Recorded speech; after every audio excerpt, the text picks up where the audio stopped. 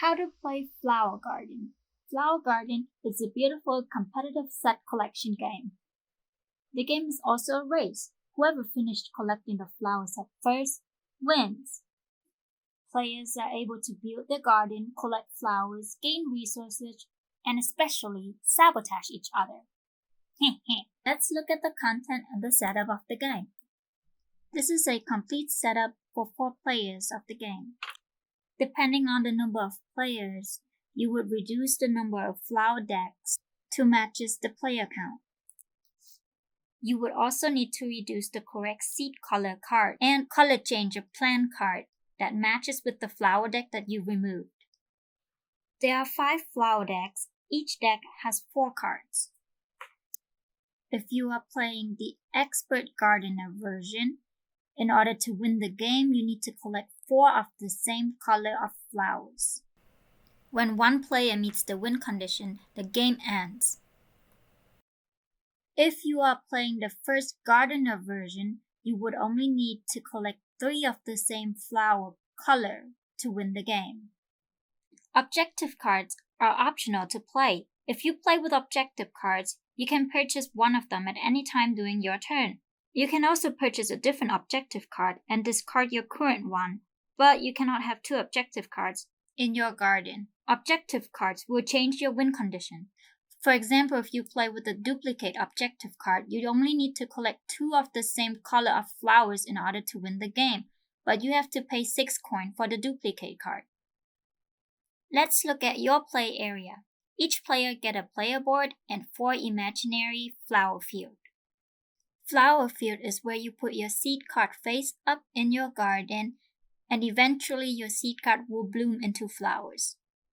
If you occupy all your flower fields, you can purchase a patch card to expand your garden. Let's look at the player board. In order to track your resources, place the orange cube on water, fertilizer, soil, and coin. Just move them left and right to track your resources and your coin in the bank. There are 2 game modes for the game. If you play the first-time Gardener version, it's a simpler version in order to learn the game before playing with Flower Queen. You play the actions in order. The first one says to collect extra resources from flowers. In each flower deck, there's 1 flower with a resource icon. If you have that flower in your garden, at every beginning of your turn, you would allow to collect that specific resource as an extra resource. Next is actions. These actions you can play in any order. We will talk about gardening last, so let's talk about sell your flowers and gain coins. Each time when you sell 2 flowers at the same time, you gain 1 extra coin. Flowers have sell value. Some of their sell value are different. Check what their values are when you sell the flower. Next is you can play up to 2 plant cards from your hand. So if you have 2 cards in your hand, you can play up to 2 of them during your turn at any time. Once you play them, they will go into the discard pile and be out of the game. Now we're gonna go over gardening actions. There's resource, seed, evil scheme, plant, and bloom. Resource. Resource lets you gain 2 resources of your choice. Just move the orange cube left or right to track your resources. Next is seed.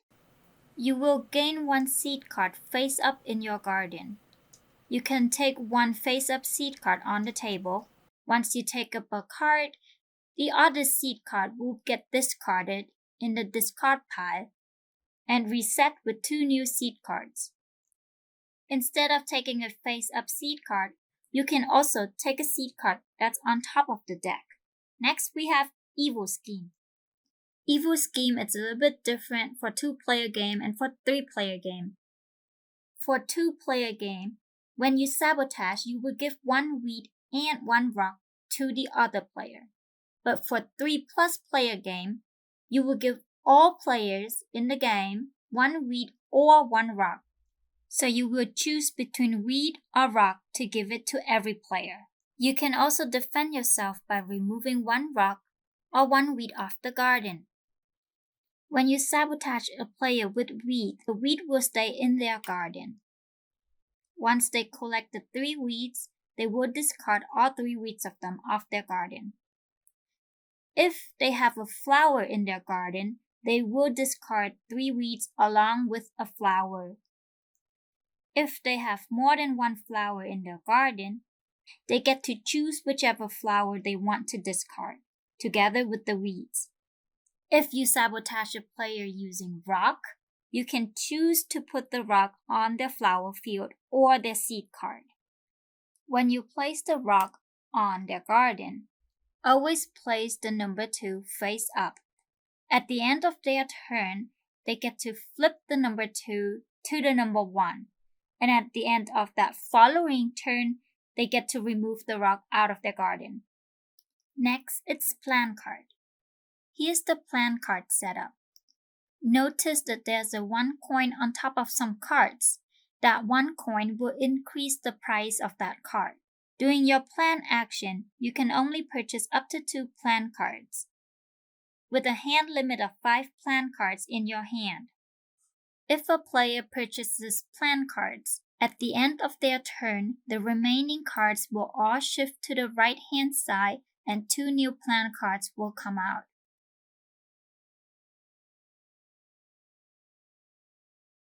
There are different types of plan cards. Plan cards that have an infinity sign, it remains in play.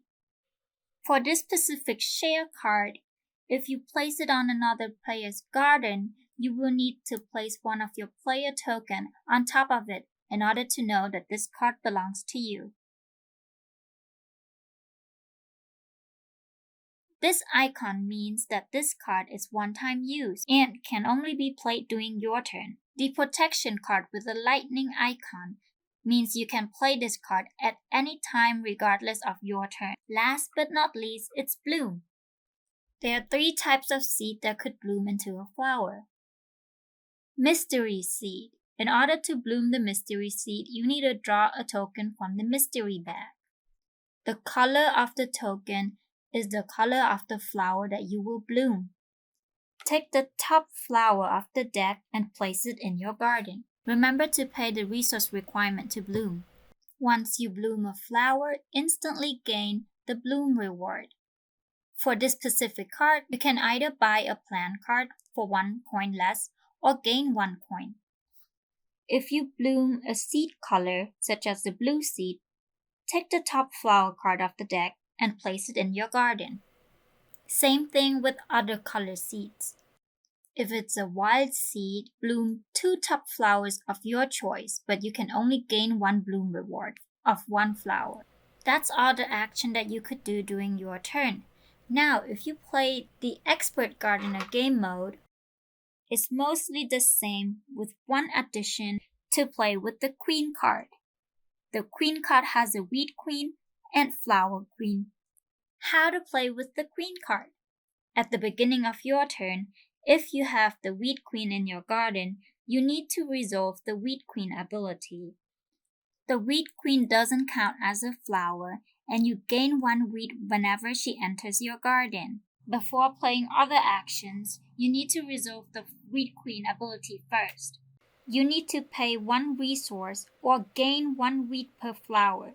If you have 2 flowers in your garden, you could decide to gain 2 weeds instead, or pay 2 resources instead, or pay 1 resource and gain 1 weed. If you decided not to pay your upkeep, then you have to remove the flower off your garden. How to play the Flower Queen? She counts as all available flower colors. So if she's in your garden and you have a white flower, she could be a white flower or she could be a red flower. Also, as long as she remains in your garden, if you play the bloom action, you get to bloom a seed card into a flower card with no cost. The requirement to summon the Queen card. If you have at least 1 flower in your garden, you may summon the Queen card. Once you summon the Queen, your turn ends. How to summon the Queen? There are 3 actions to summon the Queen. Bring offerings. Ring offering simply means that you pay 2 coins to summon the queen in any garden. Make a choice. Instead of playing 2 gardening actions, you can use one of them to summon the queen. Whenever you want to summon the queen, you can do any action. But here's the tricky part. The player who summoned the queen first gets to choose between summoning the flower queen or wheat queen. Once the flower queen or wheat queen is in play, another player summoned the queen, it will result in flipping the queen card. For example, if the flower queen is in play, by summoning the queen, you will have to summon the wheat queen. And if the wheat queen is in play, by summoning the queen, you will have to summon the flower queen. You can summon the flower queen or wheat queen in any garden of your choice. There's a bonus when summoning the queen. If you summon the flower queen, every other player will receive 1 coin.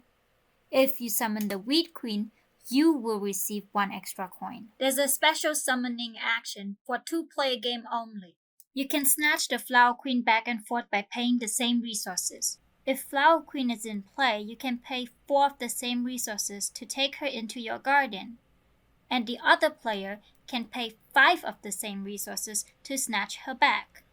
After that, flower queen cannot be snatched back and forth anymore, will turn into the wheat queen when you use queen summon action. To start the game, each player get 1 resource of choice, 1 coin, and 1 seed card in their garden. The seed card cannot be a wild seed. If you get a wild seed, reshuffle it back into the deck and get a different card. Depending on the number of players, the last players might get 1 extra resource. And that's how you play Flower Garden. Have fun and sabotage your neighbor.